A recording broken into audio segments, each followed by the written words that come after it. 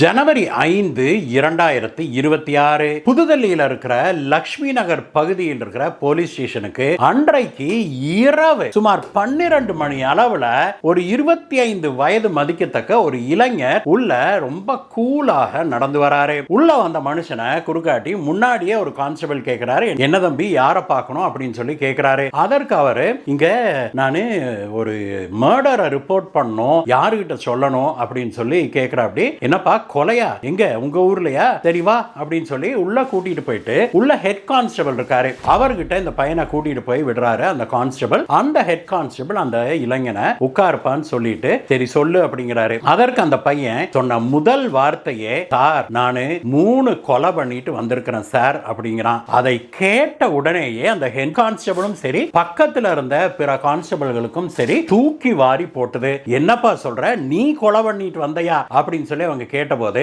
ஆமாங்க சார், நான் தான் என்னோட அம்மா, என்னோட அக்கா, என்னோட தம்பி 3 பேர்த்தையும் நான் கொன்னுட்டு வந்திருக்கிறேன் அப்படின்னு சொல்லிட்டு ஓன்னு அழ ஆரம்பிக்கிறான் அந்த இளைஞன். அங்க இருந்த போலீஸ்காரங்களுக்கு என்ன சொல்றதுன்னே தெரியல. இவன் என்ன உண்மையை சொல்றானா இல்ல ஏதாவது பித்து பிடிச்சு போய் பேசுறானா அப்படின்னு தெரியாம அவனுக்கு ஓடி போய் கான்ஸ்டபிள் ஒருத்தர் ஒரு டம்ளர் தண்ணி எடுத்து கொண்டு வந்து கொடுக்கிறாரு. தண்ணியை குடி தம்பி, கொஞ்சம் கூலாக அப்படின்னு சொல்லி அவனை ஆஸ்வாசப்படுத்திட்டு நடந்தது என்னன்னு சொல்லுப்பா அப்படின்னு சொல்லி சொல்றாங்க. அப்பொழுது அந்த பையன் பேச ஆரம்பிக்கிறான். அவன் என்ன சொல்றான், சார் என்னுடைய பேரு எஸ்பீர் சிங், எனக்கு 25 வயசு ஆகுதுங்க சார். எங்களுடைய சொந்த ஊர் பானிபட். அங்க வந்து எங்களுக்கு விவசாய பூமி எல்லாம் இருந்ததுங்க சார். இங்க வந்த பிறகு நாங்க ஜேசிபி, டிராக்டர், ட்ரக் இதையெல்லாம் வாடகைக்கு விடுற பிசினஸ் நடத்திட்டு வந்தோம். எங்க அப்பா தான் இதையெல்லாம் பார்த்துக்கிட்டு இருந்தாங்க சார் அப்படின்னு சொல்லி சொல்றான். ஜேசிபி, டிராக்டர்லாம் நீங்க சொந்தமா வச்சிருக்கிறீங்களா அப்படின்னு சொல்லி கேட்டபோது, ஆமாங்க சார், நாங்க சொந்தமாகவே ஜேசிபி, டிராக்டர், ட்ரக்ஸ் எல்லாம் வச்சிருக்கோம். அதை வாடகைக்கு விடுற பிசினஸ் தான் நடத்திட்டு வந்தோம். நானும் காலேஜ் முடிச்சிட்டு எங்க அப்பாவோட சேர்ந்து பிசினஸ் பார்த்துக்கிட்டு இருந்தேன். ஆனா டெல்லி வந்த பிறகு கொஞ்சம் மாசங்கள்லயே எங்க அம்மாவுக்கும் அப்பாவுக்கும் மனஸ்தாபம் ஆயிப்போச்சு. அதற்கு பிறகு எங்க அப்பா எங்களை விட்டுட்டு ஹரியானாவுக்கு போயிட்டாரு. அங்க தனியா போயிட்டாருங்க சார். எங்களுக்கும் அவருக்கும் எந்த கான்டாக்டும் இல்லாம போயிருச்சு. அதற்கு பிறகு இந்த குடும்ப பாரத்தை சுமக்க வேண்டியது என்னுடைய பொறுப்பாக ஆயிருச்சு.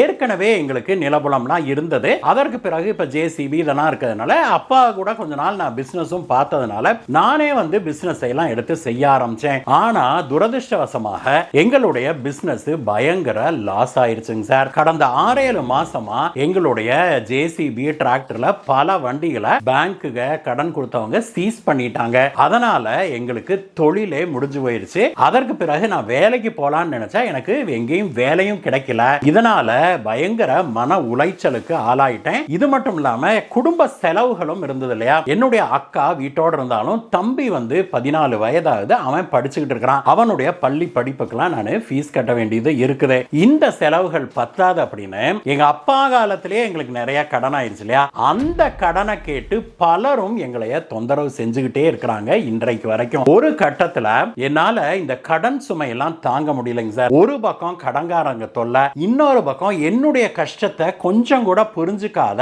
என்னுடைய தாயார். என்னோட அம்மா எதுக்கு எடுத்தாலும் எம்எல்ஏயே எரிஞ்சு விழுந்துட்டு குடும்பம் நசிஞ்சு போனதுக்கு நான் தான் காரணமே அப்படின்னு சொல்லி எந்நேரம் என்னைய வசவாடிக்கிட்டே இருந்தாங்க. அதுக்கு தகுந்தாப்புல எல்லாமே கடன்காரங்க கிட்ட போயிருச்சா. எல்லா வண்டிகளையும் அவங்க தூக்கிட்டு போன பிறகும் கூட பல லட்சங்கள் இல்லைங்க சார், ஒரு சில கோடிகள் எங்களுக்கு கடன் இருக்குது. இதையெல்லாம் மனசுல வச்சுக்கிட்டு அந்த டென்ஷனையும் கொண்டாந்து எங்க அம்மா எம்எல்ஏ தான் விடுறாங்க. நாங்க வெளியில போயிட்டு வந்தனா கூட கடங்காரன் போன் பண்ணா வந்தான் போனான்னு அந்த பேச்சு பேசினாங்க சார். என்னால தாங்கவே முடியல. இது பத்தாதுன்னு அப்பப்போ என்னோட அக்காவும் அவளுக்கு கல்யாணம் ஆகாததுக்கு நான் தான் காரணம், நான் தான் எல்லாத்தையும் தொலைச்சிட்டேன்னு என் மேல பழி போட ஆரம்பிச்சா.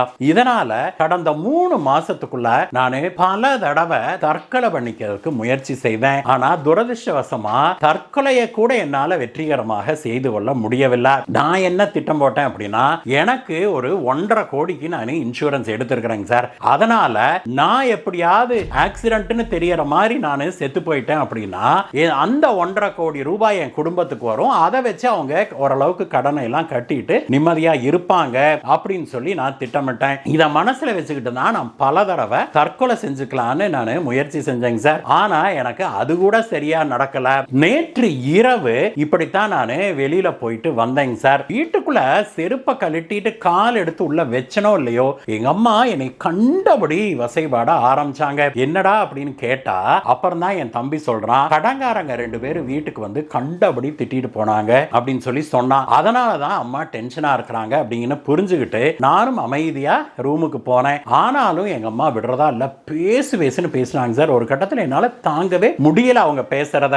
அதுக்கப்புறம் தான் ஒரு முடிவுக்கு வந்தேன், இது வேலைக்கு ஆகாது அப்படின்னு சொல்லிட்டு அம்மா கிட்ட, அம்மா கொஞ்ச நேரம் நான் வெளியில போயிட்டு வரேன், நீங்க கொஞ்சம் அமைதியாகுங்கன்னு சொல்லிட்டு நான் வெளியில போனேங்க சார். யமுனை நதிக்கரைக்கு போயிட்டு அங்க வந்து இந்த ஊமத்தன் செடி இருக்குது இல்லையா, அந்த ஊமத்தன் செடியில் இருக்கிற விதைகளை நான் எடுத்துக்கிட்டு வந்தேன். அதை ஒரு ஓரமா உட்கார்ந்து நல்லா கல்லுல கொட்டி பக்கத்துல இருந்த ஒரு கடையில போய் லட்டு வாங்கினேங்க சார். சும்மா ஒரு 4-5 லட்டு வாங்கி அந்த லட்டுல இந்த ஊமத்தன் விதை பொடிய நல்லா கலந்துட்டேன். அதை நல்லா கலந்து மறுபடியும் உருண்டை பிடிச்சு அதை அப்படியே கொண்டு வந்தேன் வீட்டுக்கு. எங்க வீட்டுல நாங்க எல்லாருமே ரொம்பவுமே பயபக்தியை கொண்டவங்க. அதனால திடீர்னு லட்டை கொண்டு போனா எங்க அம்மா என்னன்னு கேட்பாங்கல்ல, அதனால நான் என்ன பண்ணேன், பக்கத்துல இருக்கிற ஒரு கோயிலுக்கு போய் இந்த லட்டு பிரசாதத்தை அங்க வச்சு சாமி கும்பிட்டுட்டு விபூதி சந்தனம்லாம் அதுக்கும் சேர்த்து வச்சுட்டு அதை எடுத்துக்கிட்டு கொஞ்சம் பூவையும் எடுத்துக்கிட்டு வீட்டுக்கு போனேன். வீட்டுக்கு போய் அம்மா கிட்ட, இந்த மாதிரிங்கம்மா பக்கத்துல கோயிலுக்கு போயிட்டு வந்தேன், இதை சாப்பிடுங்க, நம்ம கஷ்டமெல்லாம் தீந்து போயிடும் அந்த பூசாரி சொன்னாரு அப்படின்னு நான் சொல்லி கொடுத்தேன். எங்க அம்மாவும் பயபக்தியோட அதை வாங்கிட்டு என்னுடைய அக்கா தம்பி 2 பேர்த்தையும் கூப்பிட்டு ஆளுக்கு ஒரு லட்டு கொடுத்தாங்க, எனக்கும் ஒரு லட்டு கொடுத்தாங்க. நான் வந்து ஏற்கனவே அங்க சாப்பிட்டுட்டேன், எனக்கு இன்னைக்கு போதும்னு சொல்லிட்டேன். அம்மாவும் ஒரு லட்டு சாப்பிட்டாங்க சார். அந்த ஊமத்த விதை பொடி கலந்த அந்த விஷம் கலந்த லட்டை சாப்பிட்ட கொஞ்ச நேரத்திலேயே 3 பேருமே மயங்கி விழுந்தாங்க. அவங்க மயங்கி விழுந்துட்டாங்க. கொஞ்ச நேரம் எனக்கு என்ன பண்றதுனே தெரியலைங்க சார். போய் மூச்சை தொட்டு பார்த்தேன். ஆனா 3 பேத்துக்கு மூச்சு இருந்தது. எங்க பொழைச்சிட்டாங்கன்னா என்ன பண்றது அப்படிங்கிற ஒரு பயத்துல அப்படியே அவங்கள 3 பேத்தையும் நான் கழுத்தை நெரிச்சு வீட்டுல கொன்னு போட்டுட்டேங்க சார். அவங்களெல்லாம் கொன்னுட்டு அதற்கு பிறகு நானும் தற்கொலை பண்ணிக்கணும் அப்படிங்கிற ஒரு எண்ணத்துல தான் நான் ஊமத்த விதையவே பொடி பண்ணி லட்டுல கலந்து எடுத்துட்டு போனேன். ஆனா அவங்க 3 பேரும் செத்து கிடக்கிறத பார்த்த பிறகு, அது மட்டும் இல்ல அவங்க துடிதுடிச்சு சாகிறத பார்த்த பிறகு எனக்கு அந்த விஷம் கலந்த லட்டை சாப்பிடுறதுக்கு மனசு வரல. எப்படியாவது நான் உயிரை காப்பாத்திக்கணும் அப்படிங்கிற எண்ணம் தான் எனக்கு வந்தது.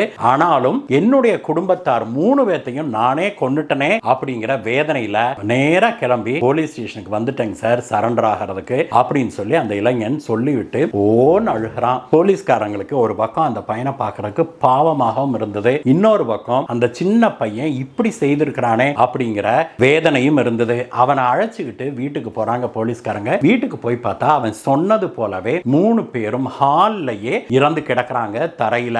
சமையல் ரூம்ல இவன் வாங்கி வந்த லட்டு டப்பாவோட அப்படியே இருக்குது. அதையெல்லாம் எவிடன்ஸாக எடுத்துக்கிட்டு இந்த 3 பாடிகளையும் எடுத்து போஸ்ட்மார்ட்டத்துக்கு அனுப்புறாங்க போலீஸ்காரங்க. யஷ்பீர் சிங்கை அரெஸ்ட் பண்ணி உள்ள தள்ளுறாங்க. போஸ்ட்மார்ட்டம் ரிப்போர்ட் வந்தபோது இவன் விவரிச்சது போலவே அவங்க ஊமத்த விஷம் கலந்த லட்டை சாப்பிட்டிருக்கிறாங்க அப்படிங்கிறது உறுதியாகுது. அதற்கு பிறகு இவன் சொன்னது போல கழுத்தை நெரிச்சு கொன்னதால அவங்க 3 பேரும் இறந்திருக்கிறாங்க அப்படிங்கிறது உறுதியாகுது. யஷ்பீர் சிங் உண்மையத்தான் சொல்லி இருக்கிறான் அப்படிங்கிறதும் தெளிவாகுது. போலீசார் உடனடியாக இவனை கோர்ட்ல கொண்டு போய் சமர்ப்பிக்கிறாங்க.